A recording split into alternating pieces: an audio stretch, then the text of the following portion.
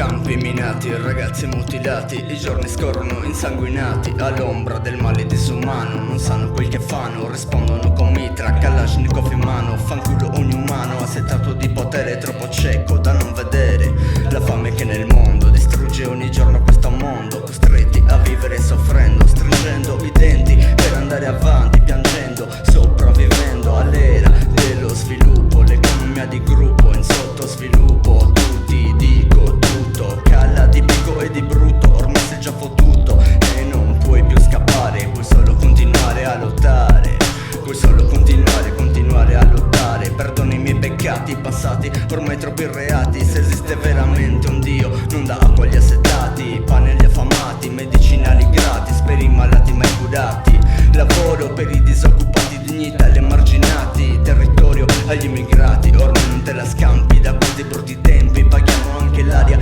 che respiriamo. Dobbiamo stare attenti, a volte anche noi la inquiniamo e poi non sopportiamo. Sembrava tutto facile, ma è troppo difficile vivere, credere a chi le gambe ti fa cedere. Te le spezza, ti disprezza, niente apprezza, tipo bambole di pezza, ti prende, ti usa e poi ti butta. Realtà fottuta, nude e crude la realtà. Questa è la realtà, questa è la realtà, questa è la realtà di chi prende niente da. Questa è la realtà, questa è la realtà, questa è la realtà di chi prende niente da. Mi batte nel cervello come chiodo batte sul martello, pensiero disilluso del mondo se getta, del mondo dell'abuso e tira ancora il mulo. L'aratro del consumismo sempre più osceno, tra lo schermo a Gesù Cristo incompreso, deriso ed offeso, crocifisso sul colle dell'indifferenza. Amdi chi dura in Raffaele comanda, sarai chi misura onestamente muore tra gli esteti, avvincato da serpenti costruttori di illusioni, le televisioni, tutto rose e fiori, veline e cacciatori, racconti strappatori da passare sopra le morti nei cantieri, raid e caccia bombardieri,